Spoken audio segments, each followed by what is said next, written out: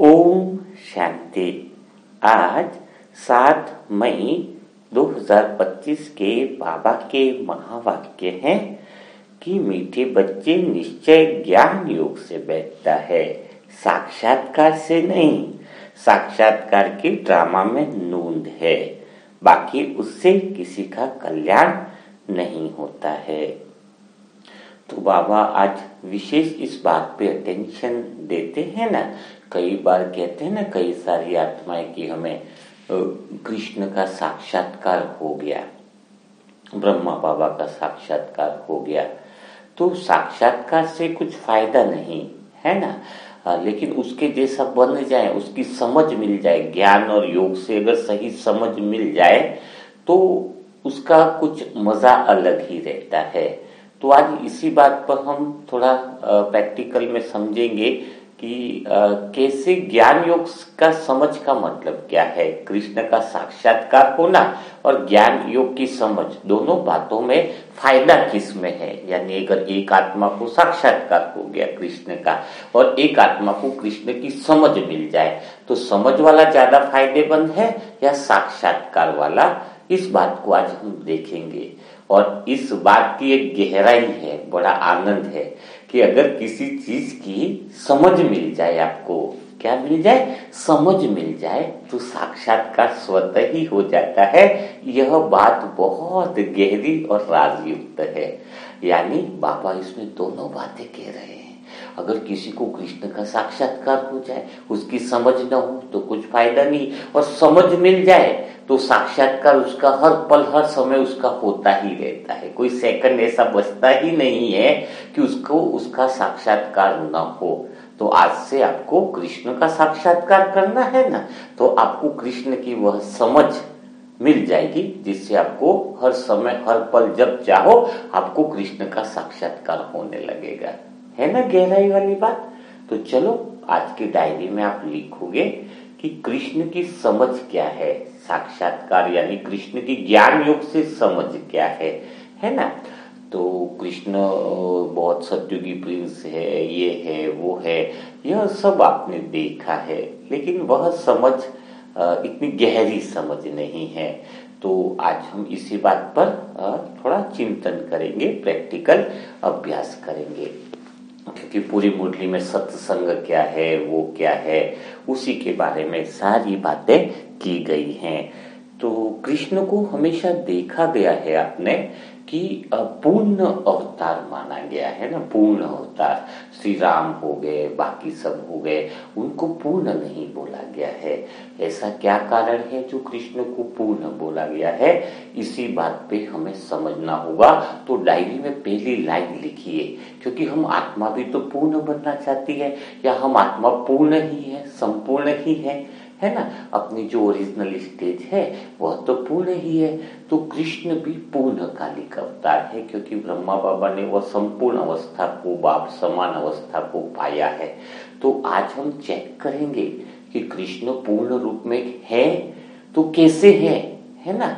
तो यह कौन सी विधि अपनाई जाए जैसे हम बाप समान बन जाए, तो बहुत आसान तरीका है। जो कृष्ण को पूरी तरीके से स्वीकार कर लेता है वह पूर्ण अवतार बन जाता है ना। तो कृष्ण 16 कला संपूर्ण भी बोलते हैं, हर तरीके से पूर्ण बोलते हैं। तो आज हम कृष्ण की बात करेंगे और आप स्वयं को चेक करना कि कृष्ण यानी सतयुग में आने वाली आत्माओं में से आप हो, और त्रेता युग यानी कौन सी आत्माओं में हो, 14 कला संपूर्ण वाली आत्मा हो। तो आप में कृष्ण जैसे कितने गुण हैं, आप कृष्ण को कितना स्वीकार कर पाते हो, तो फिर जीवन के अंदर आप पूर्ण रूप को प्राप्त कर लेते हो। तो सबसे पहली बात, इस दुनिया वाले कृष्ण को कितना मानते हैं, यह बात हमें समझनी होगी। जितने भी साधु संत हुए, जितने भी सन्यासी हुए, उन्होंने क्या किया, संसार को त्याग दे दिया, संसार का परित्याग किया। कि मतलब संसार तो दुख का है, परिवार को छोड़ दिया, परिवार में दुख मिला तो भाग गए, पहाड़ों में जाकर के बैठे। तो जब भी हम साधु संतों को देखते हैं ना, ज्यादातर ट्रेन में ये वगैरह में, तो हमें क्या आभास होता है, ये सब संसार से भगाए हुए लोग हैं, दुख से भगाए हुए लोग हैं। कहीं न कहीं उनके अंदर हारा हुआ व्यक्तित्व दिखता है। लेकिन कृष्ण को पूर्ण रूप क्यों माना गया है? क्योंकि कृष्ण ने संसार में रहते हुए बांसुरी बजाई बड़ी धुन से। कृष्ण को लीला वाला व्यक्तित्व कहा जाता है। यानी कृष्ण ने संसार में रहते हुए लीलाएं करी, इतनी प्यारी लीलाएं करी कि संसार को उसके रंग में उन्होंने रंग दिया। तो कृष्ण का व्यक्तित्व इन साधु सन्यासियों के व्यक्तित्व से बड़ा अलग है। ये लोग दुखी होकर वो बने सन्यासी, और कृष्ण के लिए क्या बना कि संसार में रहते हुए संसार के जो सुख है, सुख और दुख दोनों को स्वीकार किया। कृष्ण ने क्या किया है, पूर्ण रूप है वो। संसार के उनके व्यक्तित्व में हमें क्या दर्शाता है कि वो सुख को भी स्वीकार किया, दुख को भी स्वीकार किया। यानी दोनों को आधार बनाया, किसी चीज से द्वैत नहीं रहा, दोनों से अलग नहीं रहे। सुख को सीढ़ी बनाया और परम सुख में जाने की, दुख को समझा, है ना। तो जो हर चीज में समान रहा, शुभ अशुभ में समान रहा, लाभ हानि में समान रहा। तो कृष्ण का जो व्यक्तित्व है उसको उस तरीके से समझना है। कृष्ण ही तो पहली संसार की ऐसी आत्मा है जो बच्चा जब पैदा होता है तो रोता हुआ ही पैदा होता है, देखा है ना। लेकिन कृष्ण एक ऐसी आत्मा है जो पैदा हुए तो हंसते हुए है ना, खिलखिलाते हुए, है ना। तो इसलिए वो डिफरेंट माने जाते हैं कृष्ण। श्री राम क्या है, पूर्ण अवतार नहीं माने गए, क्योंकि श्री राम को कहते हैं मर्यादाओं में रहना, मर्यादा पुरुषोत्तम, चरित्रवान में रहा, हमेशा चरित्र में ही रहे। ये अच्छा है, ये बुरा है, ये अच्छा है, ये बुरा है। तो आप आत्मा में से कई सारी आत्मा है ना, ये अच्छा है, ये बुरा है, ये अच्छा है, बुरा। थोड़ा बहुत तोलू मन है जिसके अंदर तुलनात्मकता है, ये अच्छा, ये बुरा। तो आप त्रेता युग वाली आत्मा है। पूर्णकालिक कृष्ण जो है, न कोई अच्छा है न कोई बुरा है, बराबर है सब कुछ। एक रस्सी के दो पहलू है ना। जहां पे बुरा खत्म है तो दूसरा अच्छाई पे चालू होता है, दूसरा अच्छाई पे चालू होता है तो बुराई पे खत्म हो रहा है। दोनों के अंदर एक ही आत्मा में, एक ही शरीर की एक ही आत्मा में अच्छा बुरा दोनों पहलू है, दोनों को स्वीकार कर लेते हैं, समभाव में रहते हैं, चुनाव नहीं करते हैं। कृष्ण कौन है, जो चुनाव नहीं करते, किसी बात का चुनाव नहीं करते हैं। और राम कौन है, हर बात में चुनाव है, हर बात में शिक्षा है, ये सही है, ये गलत है, ये सही है, ये गलत है, ये सही है, ये गलत है। तो आपको चयन करना है। मैं आपको डिफरेंस बता रहा हूं। तो कृष्ण का साक्षात्कार अभी आपको होना चालू हो गया है। कृष्ण लीलाएं करते हैं, है ना, संसार में रहते हुए। तो कृष्ण को सभी लोग स्वीकार नहीं करते हैं। कितनी कृष्ण को स्वीकार करना सबके बस की बात रही नहीं है। कैसे कोई अहिंसा की बातें करता है कि लड़ाई नहीं करनी, झगड़ा नहीं करना, और कृष्ण तो लड़ाई में भी कूद पड़े, करो लड़ो, है। क्यों बोलते हैं कृष्ण लड़ाई भी करे तो उनको कुछ फर्क नहीं पड़ रहा है। महाभारत का युद्ध में क्या बताया गया है कि वो लड़ाई में भी बोला कि अर्जुन को क्या बोला, अर्जुन कहता है मुझे मारना ही नहीं है किसी को। अर्जुन क्या कहता है, चाहे मुझे नरक मिले, चाहे मुझे वो कुछ भी हो जाए, लेकिन मैं किसी को मारूंगा नहीं। और अगर मारने पर मुझे कोई सुख मिल जाए, स्वर्ग जैसा भी सुख मिल जाए, लेकिन मुझे वह सुख लेना ही नहीं है। तो जो अर्जुन की तरह सोचते हैं, अगर आपके अंदर भी ऐसी ही सोच चलती है तो आप त्रेता युग वाली आत्मा, क्योंकि आप भी क्या सोच रहे हो, लड़ाई तो होनी नहीं चाहिए, हाँ, मारना तो है ही नहीं, तो दिक्कत हो जाएगी। तो आपकी त्रेता युग वाली आत्मा हो, आप राम वाली आत्मा हो। और जो आत्मा खास श्री कृष्ण जैसी सोच रखती है, तो श्री कृष्ण की सोच क्या है पूर्णकालीन सोच है। श्री कृष्ण क्या कहते हैं अर्जुन को कि तू किसी को मार ही नहीं रहा है, तू गलतफहमी में कि तू किसी को मार सकता है। सबसे बड़ी गलतफहमी क्या है कि तू किसी को मार सकता है, यही गलतफहमी में। आत्मा तो मर ही नहीं सकती है। और तू सबसे बड़ी दूसरी गलतफहमी में कि तू किसी को बचा सकता है, जिसको मार ही नहीं सकता है तो तू उसको बचाएगा क्या, है। तो कृष्ण के पास दोनों सोच है। क्या सोच है कि तू मार ही नहीं सकता है और तू बचा ही नहीं सकता है। और हम लोग डर रहे हैं। त्रेतायुग वाली आत्माएं डरी हुई रहती है, इसको मारना नहीं है, उसको ये नहीं करना, वो नहीं करना। अरे भाई तुम मार ही नहीं सकते किसी को, कितनी गलत सोच लेकर के बैठे हैं। तो कृष्ण के पास चुनाव कैसा है, शांति और युद्ध दोनों में समान है। शांति और युद्ध दोनों स्वीकार करते हैं। यानी आप जैसे आपने देखा होगा कि गांधी जी अहिंसा को मानते हैं, वो कृष्ण को कैसे स्वीकार कर सकते हैं? वो तो कहेंगे कृष्ण बहुत अच्छा, लेकिन कृष्ण लड़ाई करवाता है, कृष्ण ने तो बहुत युद्ध करवा दिए, बहुत हाहाकार मचा दिया। तो इसका मतलब वो अब कृष्ण को अहिंसावादी बोले, वो खुद तो अहिंसावादी, और कृष्ण ने हिंसा की तो स्वीकार कैसे करे? और कृष्ण की बुराई नहीं कर सकते, क्योंकि उन्होंने इतने अच्छे व्यक्तित्व का निर्माण किया, इतनी अच्छी लीलाएं करी कि नकारे तो दुनिया उनको मार डाले। अरे भाई कृष्ण इतना अच्छा है। तो एक पहलू कृष्ण सब में है, सभी तरह से पूर्ण है। आप समझो, बहुत गहरी बात है कि कृष्ण में हिंसा अहिंसा है ना, सब कुछ को इक्वल रूप में लिया हुआ है। सुख दुख में इक्वल है, उसके लिए सुख भी बराबर, दुख भी बराबर है, लाभ भी बराबर, हानि भी बराबर, शुभ भी बराबर, अशुभ भी बराबर है। तो ऐसे कृष्ण को कौन स्वीकार कर पाएगा? जैन लोग भी क्या कहते हैं, बहुत मतलब कृष्ण के व्यक्तित्व को बढ़िया मानते हैं, लेकिन लफड़ा हो गया कृष्ण के लिए कि वो जो कीड़े मकड़े को मारने में हिंसा समझते हैं, कृष्ण ने इतने लोगों को मार दिया, तो कृष्ण को स्वीकार कैसे करें? लेकिन फिर कृष्ण को नकारात्मक भी नहीं कर सकते, कृष्ण की बुराई भी नहीं कर सकते, क्योंकि उन्होंने धर्म स्थापना करी, बहुत सारी चीज करी। तो फिर क्या कह देते हैं तीर्थकर? पहले तो मारा तो बोलेंगे कि कृष्ण को नरक में गए, ऐसा लिखते हैं ना वो, लेकिन बाद में क्या बोलते हैं? सबसे पहले इस विश्व की कल्याणकारी के लिए सबसे पहले जो तीर्थकर होंगे वो कृष्ण ही होने वाले। तो भी बात भी रखनी है उनको, एक तो उनकी बात भी रह जाए कि अहिंसा वाली बात रह जाए, और वो वाली भी बात रह जाए। तो ये थोड़ा बहुत आज की मुरली मंत्र में थोड़ी मैं गहराई में ले जा रहा हूं आपको। एक्चुअल में मैं 16 कला संपूर्ण स्थिति की वास्तविकता को बताना चाह रहा हूं। समझ में आए ना?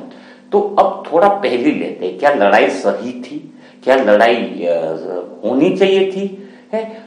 तो आप क्या सोचते हो? पहली बात तो ब्राह्मण आत्माओं के पास तो एक ही बात आ जाती है, कई सारी गीता का अध्ययन करवाया ना, गीता का वास्तविक अर्थ क्या कई ब्राह्मण आत्माओं से सुना कि लड़ाई तो वास्तव में हुई ही नहीं। अरे लड़ाई कहाँ वास्तव में नहीं हुई? अभी बम विस्फोट, ब्लास्टिंग और सब कुछ होना ही है, तो लड़ाई हुई नहीं, ये बात तो बहुत गलत होगी ना। हमने तो विकारों से ही लड़ाई करी। अरे विकारों से तो लड़ाई हुई, वो तो हर एक आत्मा की द्वापर युग से चल रही है विकारों से लड़ाई, है ना। लड़ाई तो प्रैक्टिकल में भी हुई है भी, और होने वाली ही है ना। इतना तीसरा युद्ध, इतना भयंकर युद्ध होने वाला है जिसको आप सोच भी नहीं सकते। और ज्ञान हम क्या दे रहे बाबा के बच्चे, जो यह ज्ञान देते हैं कि लड़ाई तो हुई नहीं, और एक तरफ कह रहे विनाश सामने खड़ा है, लड़ाई सामने खड़ी है। तो लड़ाई कैसे नहीं हुई? महाभारत की लड़ाई तो बहुत भयंकर हुई है, विकारों की लड़ाई हुई। वो लोग वो बात करते जो लड़ाई से डरते हैं जो डरपोक होते हैं ना, वो शांति है ही नहीं जो डर के साये में हो, है? आप जिसको शांति कह रहे हैं वो आत्मा शांत रह ही नहीं सकती जिसको लड़ाई से डर लगता हो। एक्चुअल में शांति वह है जिसमें निर्भयता आ जाए। ज्ञान तो वह अमृत है जिसके अंदर ज्ञान का अमृत आ जाए, उसके सामने जहर कुछ कर न सके। अमृत का अर्थ क्या है? अहिंसा वो जिसके अंदर अहिंसा आ जाए तो वो हिंसा से डरे ही नहीं, कितनी भी बड़ी हिंसा हो जाए, सारी दुनिया में उथल पुथल हो जाए। सच्ची अहिंसा वह है जो हिंसा का डर ही खत्म हो जाए।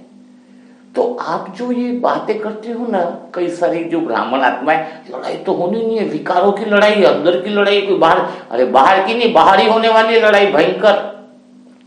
तो आपके अंदर डर है, एक्चुअली में खुद को बचाना चाहते हो। लड़ना बेकार है, ये बेकार है, खुद को मरने का डर है, खुद को बचाने का डर है। लास्ट समय में भी आप ये सोचते कि मैं अपने आप को बचा लूं, इतना सारा बम होगा, इतना होगा, मैं कहा किस घर में जाके घुस जाऊं जो बाबा मुझे बचा ले, पृथ्वी मुझे बचा ले। यानी आपने ओरिजिनल शांति को समझा ही नहीं है। कृष्ण क्या कह रहे हैं, बात को समझना है, वो पूर्ण रूप कैसे है। तो पहली अंदर से भ्रांति निकालो तो कृष्ण का साक्षात्कार होगा, पूर्ण रूप का साक्षात्कार होगा। पूर्ण रूप का साक्षात्कार का अर्थ है कि तुम स्वयं उसके करीब पहुंच जाओगे, जो बाबा ने कहा कि ज्ञान योग की समझ है। तो पहली बात है कि युद्ध और शांति दोनों बराबर है। युद्ध और शांति, आत्मा जो पूर्ण रूप में है उसके लिए दोनों बराबर है। क्यों? क्योंकि कैसा है कि जो आत्मा क्या सोच रही है कि जो युद्ध मंगल आनंद लेकर के आए, जिस लड़ाई के बाद आनंद हो, जिस युद्ध का परिणाम अगर आनंद होता है तो वो युद्ध बहुत ज्यादा जरूरी है। वो युद्ध अशुभ कैसे हुआ? जिस युद्ध का परिणाम हो कि सारे जग में शांति हो जाए तो बहुत बढ़िया बात है, तो परम आनंद की बात है। कृष्ण का कहना क्या है अर्जुन को कि जिस लड़ाई के बाद परम आनंद मिले, जिस लड़ाई के बाद सुख की वृद्धि हो जाए, जिस लड़ाई के बाद आनंद की वृद्धि हो जाए, वह लड़ाई अशुभ कैसे हुई? वह लड़ाई तो शुभ हुई है ना। और वह शांति भी शुभ है। निर्णय कैसा लेना है भाई? दो आए निर्णय, एक शांति है, एक युद्ध है। तो हम शांति को चयन करते हैं, यानी युद्ध से डर है। अगर शांति चयन किए तो इतने डरपोक बन जाएंगे कि आत्मा का जो सामने करने की शक्ति है उसको समझ के, क्योंकि युद्ध तो आपको न मरता है न मारता है। तो लेकिन अगर हमारे सामने दो चयन आए, युद्ध और शांति, और हमें पता चला शांति में रहने पर पूरी आत्मा के सुख आनंद, क्योंकि आत्मा सुख से परे है, परम सुख में है, वो परम सुख कम होने लगे, परम आनंद के अंदर रुकावट है, तो हम कौन सा निर्णय लेंगे? हमें वह निर्णय लेना है, अगर युद्ध के बाद परम शांति और बढ़ रही है, मौन बढ़ रहा है, आनंद बढ़ रहा है, तो ऐसे एक युद्ध नहीं हजारों युद्ध होने चाहिए, एक महाभारत नहीं हजारों महाभारत होनी चाहिए। क्योंकि हमें जब भी लगता है कि इस युद्ध के बाद अगर परम शांति होनी, आनंद होना है, मौन प्राप्त होना है, तो वो युद्ध जरूरी है, वो होना चाहिए। हमें तो अभी गली मोहल्ले में भी कहीं लड़ाई हो रही है, पता चला कि एक बहुत आदमी ताकतवर है, गली में कैसा है वो सबको डराता है, धमकाता है, और पता चला 20 आ गए और एक दिन उसके ऊपर आ गए गली में, उसको ढूंढा, उसको ठोक रहे, पिटाई रहे, तो वो कोई मार रहा है न मर रहा है, और हमें तो वो भी बड़ा मजा आ रहा है। क्यों मजा आ रहा है? क्योंकि इसके बाद और मौन और आनंद बढ़ने वाला है। उसका अहंकार टूट गया, अब वो भी शांति से रहने वाला है, लोगों को परेशान नहीं करने वाला है, लोगों को उसको सबक मिल गया है उसको भी। तो आप ही सोचोगे कि मैं इसको शांति की शक्ति का वरदान दे दूं। अरे उसको कहा शांति की शक्ति का वरदान दे रहे हो? वो तो अभी इस युद्ध के बाद परम शांति में जाने वाला है, मौन में जाने वाला है। तो क्या चीज आप चयन क्या करते हो? चुनाव जहां तुम करते हो, एक ही चीज का चुनाव करते हो, तो त्रेता युग की आत्मा, कोई चुनाव नहीं, कोई विकल्प नहीं है, दोनों बराबर है। लड़ाई को बुरा समझ लिया तो गए काम से आप, लड़ाई को बुरा समझ लिया तो गए काम से आप। मैं मोबाइल लेके रास्ते में खड़ा हूं, एक चोर आके मेरा मोबाइल खींच रहा है, लेके हाथ में जा रहा हूं, हाथ से जबरदस्ती पकड़ू ही नहीं भाई, मैं तो शांत स्वरूप हूं। शांत स्वरूप क्या है? शांति और अपनी शक्ति दोनों को दिखाना, वो है आत्मा की पावर। नहीं मैंने खींच के पकड़ लिया मोबाइल को और चोर गिर गया नीचे, तो क्या है? क्योंकि इसके बाद तो मौन बढ़ने वाला है, आनंद बढ़ने वाला है। क्यों बढ़ने वाला है? क्योंकि इसमें यह चीज जरूरी थी। तो आत्मा मीन्स क्या है? कृष्ण का 16 कला संपूर्ण स्वरूप क्या है? कृष्ण की लीला को समझना क्या है? कृष्ण को लीलावान क्यों बोला गया है? क्योंकि कृष्ण को हर एक आत्मा संसार की कोई समझ ही नहीं पाई है।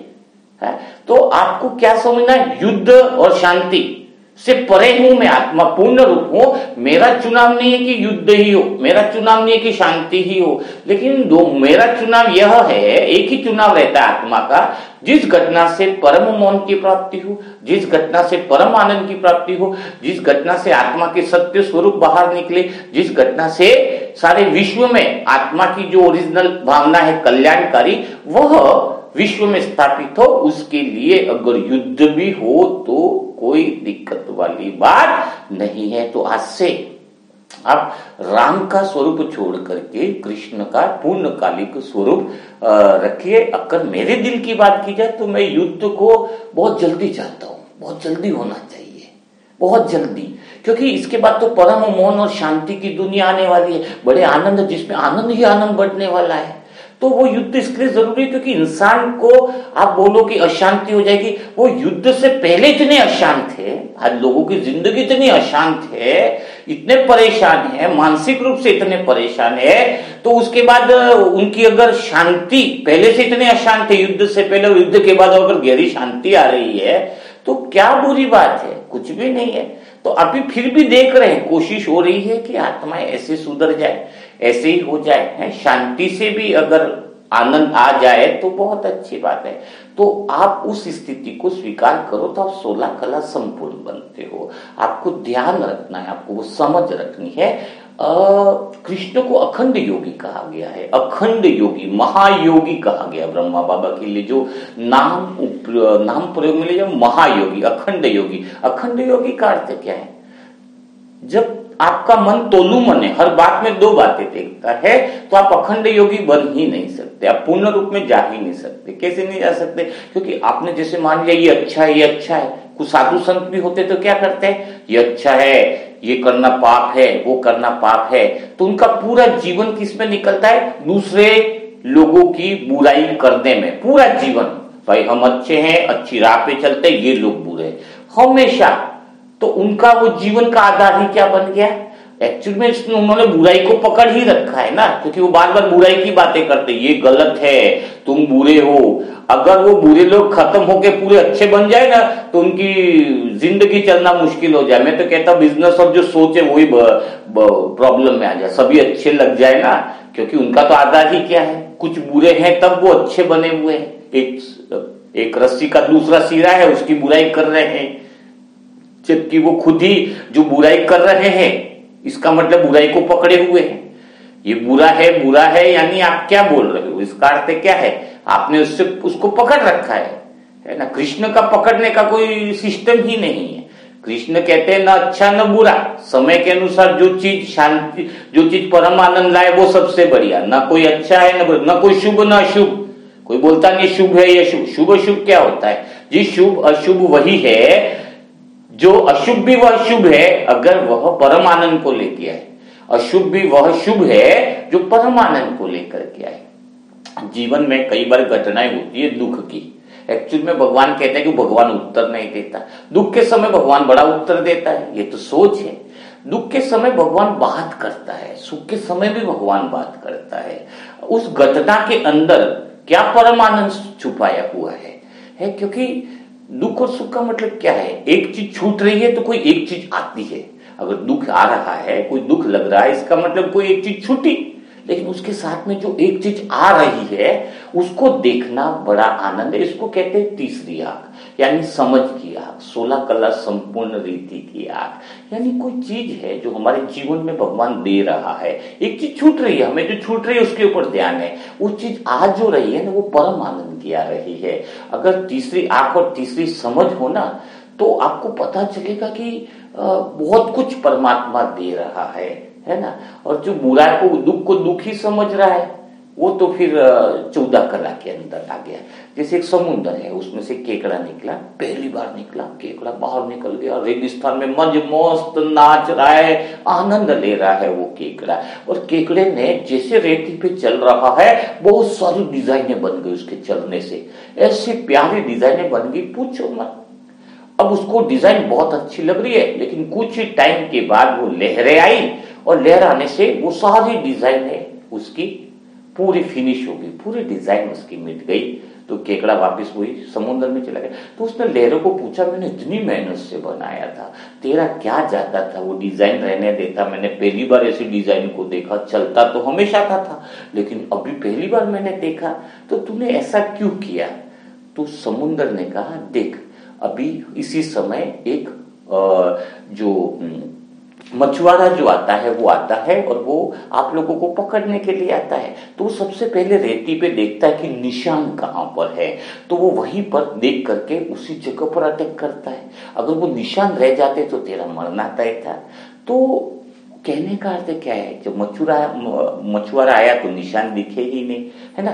तो कहने का अर्थ कि भगवान जो कुछ कर रहा है, कुछ चीजें तुम्हारे जीवन से मिटा रहा है, इसका अर्थ है कि कुछ आने वाली मायावी ताकतें, मायावी चीजें, वो उन निशानों पर चलकर तुम पर अटैक करने वाली है। जो भगवान के बच्चे हैं ना, भगवान हमारा पिता है, भगवान हमारा बाप है, वो कभी हमारा बुरा नहीं करेगा। कुछ चीजें अगर हमारी छीनी जा रही है, आपको लग रहा है छीनी जा रही है, लेकिन वह तो बचाव का उपाय है। भगवान कुछ देना चाह रहा है, और एक चीज छूटे तो इसके बदले में कुछ बड़ी चीज आ रही है, लेकिन वो समझ हमारे पास होनी चाहिए, जिससे हमें ये पता चले कि हमारे पास कुछ है है, आ रहा है, तो वो समझ है कृष्ण की समझ। वो समझ कौन सी है? कृष्ण के पास पूर्ण की समझ है। अगर आपने कोई चीज अच्छी है और कोई बुरी है पकड़ा, तब पूर्ण कैसे हुआ? आप तो अधूरे रह गए, क्योंकि आप दूसरा अधूरा पकड़ा हुआ है ना आपने। ये सुख है, ये दुख है, तो दुख को पकड़ा हुआ है, इसका मतलब तुम पूर्ण कहां से हुए, है ना? पूर्ण तो तभी होंगे जब तुम सुख और दुख को समान समझोगे। दुख में भी वह सुख समाया हुआ है, और जब सुख है तो सुख की लालसा ही नहीं है, क्योंकि हमें पता है सुख एक सीढ़ी है परम सुख को प्राप्त करने की। जैसे कोई साधन मिल गया आपको, गाड़ी मिली, पंखा है, एसी है, तो वो सुख नहीं है, लेकिन उस सुख को छोड़ना नहीं है। सन्यासी के भीतर के सन्यासियों ने वो सबको छोड़ दिया। कृष्ण ऐसे नहीं कि सबको छोड़ दे, कृष्ण तो महलों में भी रहे, लेकिन महल मतलब कहने का अर्थ है कि उस सुख को आधार बनाओ परम सुख को पाने का। मतलब ये सुख ठीक है भाई, साधन आगे मैं अच्छे से बैठ पाऊंगा और अत्यंत सुख का आनंद ले पाऊंगा, मुझे सुख को छोड़ने की जरूरत नहीं। अगर मिल गए तो बेनिफिट, एक्स्ट्रा बेनिफिट हो गया ना भाई। ठीक है, कार मिल गई, वहां तक जाना, मैं जल्दी जाके सेंटर पे योग कर लूंगा, तो मुझे कार में फंसा नहीं, उस सुख को सीढ़ी बनाया मैंने परम सुख को पाने के लिए। अगर आपके पास धन ज्यादा है तो ठीक है, आपको ज्यादा कमाने की जरूरत नहीं है, तो आप ज्यादा समय तक बैठकर योग करो, 8-8 घंटा। ज्यादा कमाने के अंदर अपनी बुद्धि न लगाओ। तो हम पैसे में फंसे नहीं, पैसे के सुख को आधार बनाया परम सुख को पाने के लिए। उस सुख से परम सुख की ओर हम चले गए, तो उस सुख को आ गया है तो उसको सीढ़ी बनाओ आगे बढ़ने की। कृष्ण ने यही काम किया। साधु संतों ने क्या किया? सबको छोड़ दिया। हाँ, छोड़ दिया तो भटक रहे जंगल में। अरे इससे अच्छा था अगर घर में धन दौलत थी तो बैठते वहीं योग करो और वहीं से परमानंद को प्राप्त करो, फंसने की जरूरत तो है नहीं। तो कृष्ण की सोच रखनी है हमें, सुख और दुख, ये बुरा ये अच्छा नहीं, चुनाव नहीं है। 16 कला संपूर्ण में क्या नहीं है? अबुद्धि है। क्या है? निर्बुद्धि तो सुना था, एक अबुद्धि का प्रयोग आपको बताता हूं कि अबुद्धि है जिसके अंदर कोई ऐसा है ही नहीं कि ये वो है वो वैसा है। अबुद्धि का अर्थ है कि परमात्मा मेरा, संसार दूसरे का। कुछ लोग कैसे स्वीकार करते, संसार तो है ही नहीं, भगवान मेरा है। और कृष्ण का क्या है? भगवान भी मेरा ही है और ये संसार भी मेरा ही है। भगवान भी मेरा, संसार जो भगवान का संसार है, भगवान को पकड़ लिया, भगवान के संसार को छोड़ दिया, यानी तुम तो अधूरे हो गए। तुमसे फिर बात कौन करेगा दुनिया में? कोई भी बात नहीं करेगा।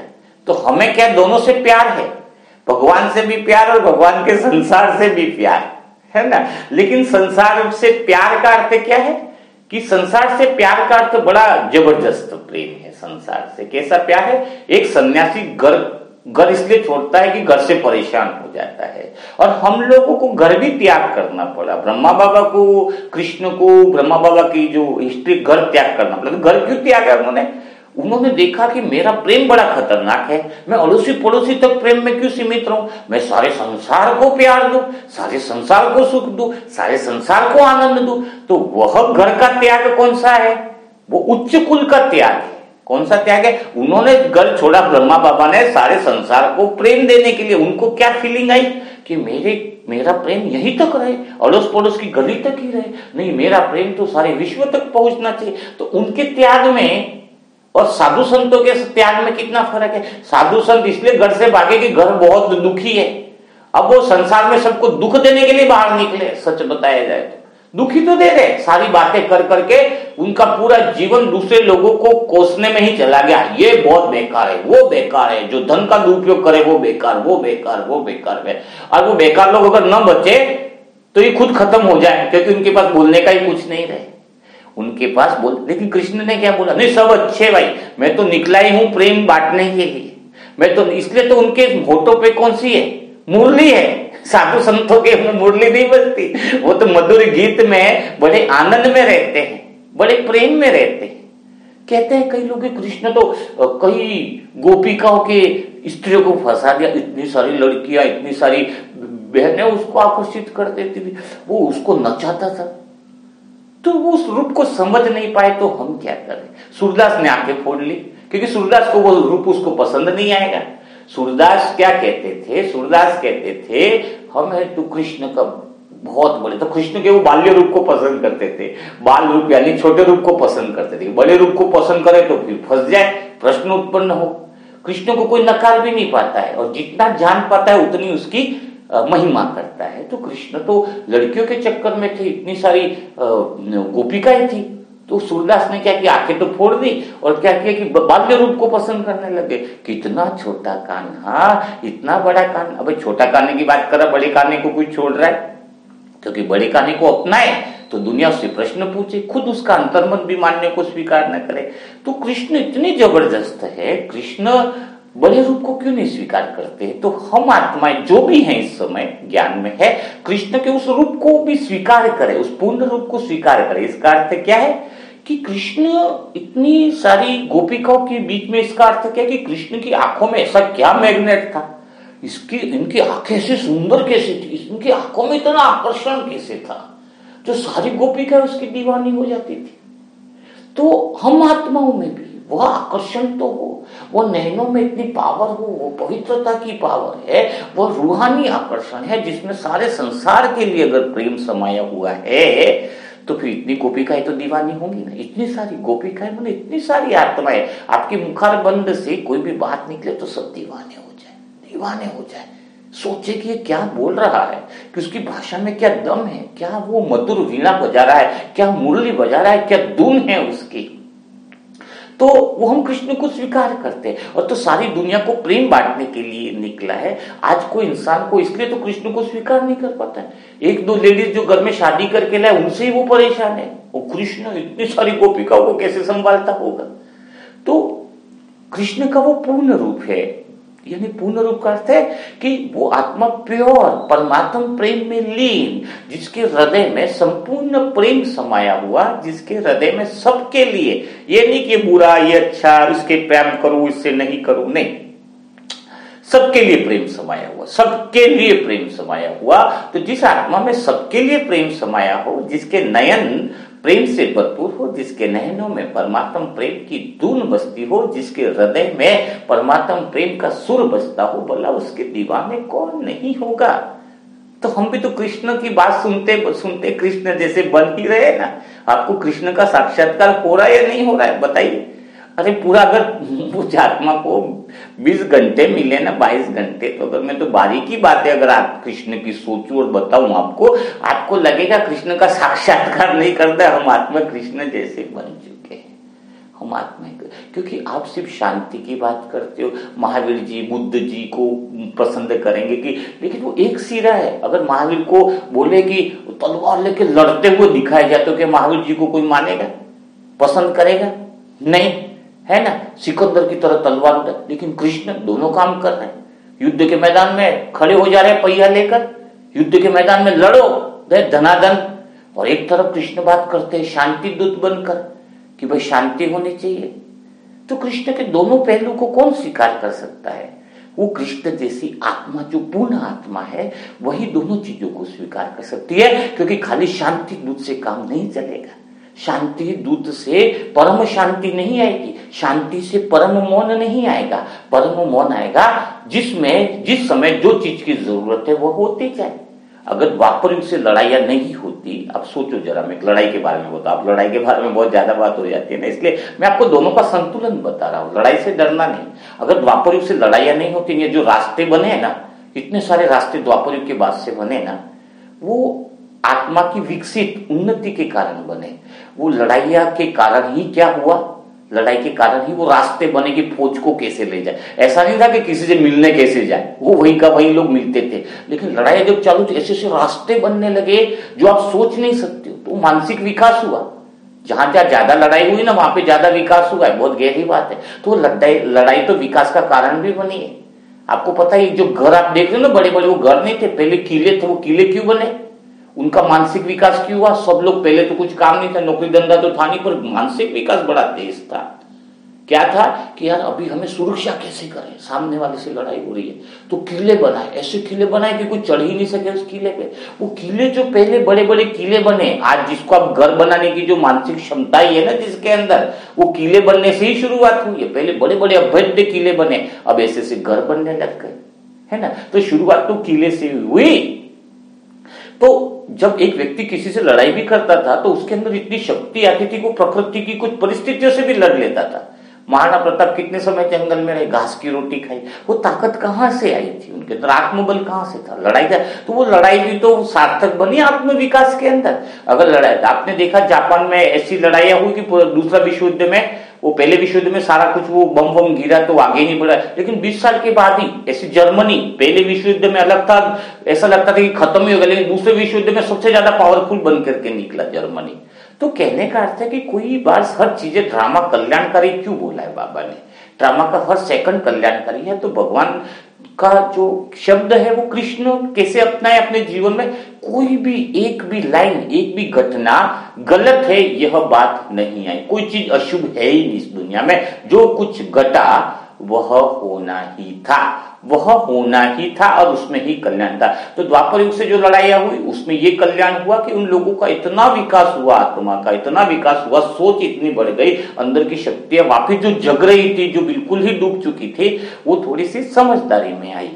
तो इसलिए आज से आपको थोड़ा घर में भी कुछ ऐसी घटनाएं घटती है तो आप इसलिए दुखी होते हो क्योंकि आप ये मानकर बैठते हो ये अच्छा हो रहा है, ये बुरा हो रहा है, ये अच्छा, ये बुरा। तोलू तराजू लेके चलते रहते हो।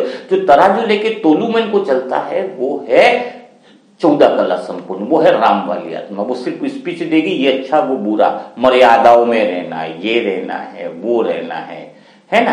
तो कहने का भाव क्या है यहाँ पर कि कृष्ण जैसा बनना है तो पूर्ण स्वभाव रखना होगा, पूर्ण रूप जो उसका है, वो जो निर्चुनाव है, यानी उसके लिए कोई चुनाव नहीं है। सब कुछ एवरीथिंग इज ओके, सब कुछ ओके चल रहा है।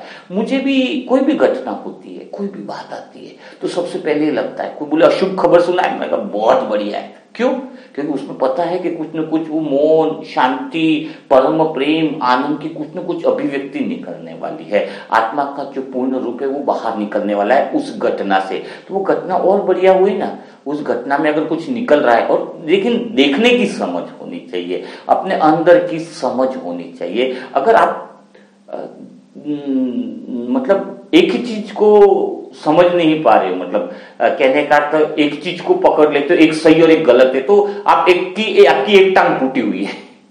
अगर मैं शब्द नहीं आ रहा था जिससे आपको आसानी से समझ, आपकी एक टांग टूटी हुई है, ये सही है ये गलत है, तोलू मत, यहाँ पे गलत हो रहा है, यहाँ सही हो रहा है। कुछ गलत नहीं, कुछ सही नहीं, कुछ शुभ नहीं, कुछ अशुभ नहीं, कुछ जन्म नहीं, कुछ मृत्यु नहीं, कुछ सुख नहीं, कुछ दुख नहीं, कुछ मंगल नहीं, कुछ अमंगल नहीं, न शांति अच्छी न युद्ध अच्छा, इससे पार की अवस्था है मेरी अबुद्धि। निर्बुद्धि सुना था, अबुद्धि, मेरी कोई बुद्धि नहीं लग रही है, मुझे कोई फर्क नहीं पड़ता। कल का सुना था ना, मुझे कोई फर्क नहीं पड़ता क्योंकि मुझे पता है जो हो रहा है वास्तव में सही हो रहा है। 1% डाउट नहीं है कि कुछ भी गलत हो रहा है, कुछ गलत होता ही नहीं है। ये तो मेरी देखने की दृष्टि है कि ये गलत है। सब कुछ एवरीथिंग इज ओके, सब कुछ सही हो रहा है, कुछ कुछ गलत दिख रहा है तो आप त्रेता युग वाली हो, ज्यादा गलत दिख रहा है तो द्वापर युग वाली है, और सारी दुनिया ही गलत दिख रही है तो कलयुग वाली आत्मा हो। अब आपकी आंख कितनी खुली है वह तो आपको तय करना है। हमारी तो भाई पूरी तरह से खुली कि कुछ भी गलत नहीं है, हर घटना, हर पल, हर सेकंड सब कुछ अच्छी है। शरीर की बीमारी हुई वो भी एक मौका मिला है आत्मा के मौन को प्रकट करने के लिए, आत्मा की शांति, आत्मा के आनंद को, प्रेम, शांति, मौन की अवस्था को लाने का एक मौका मिला है। उस मौके को कितना फायदा लेते हो उसकी समझ होनी चाहिए। तो आज हमने कृष्ण के थोड़े से पूर्ण रूप को आपको समझाया है।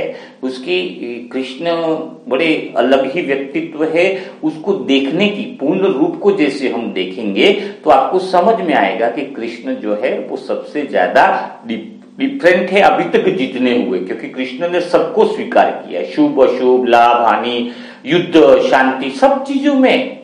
जब भी जिस चीज की जरूरत का अर्थ क्या है कि जिसमें अंदर के गुणों की अभिव्यक्ति हो, परमात्मा की अभिव्यक्ति हो, उन सबको चुनाव उन्होंने किया है। इसलिए कृष्ण को सभी लोग स्वीकार नहीं कर पाते, पूरी तरीके से सभी बातों को नहीं कर पाते। कोई बाल्य रूप को पकड़ता, कोई क्या रूप को पकड़ता है ना।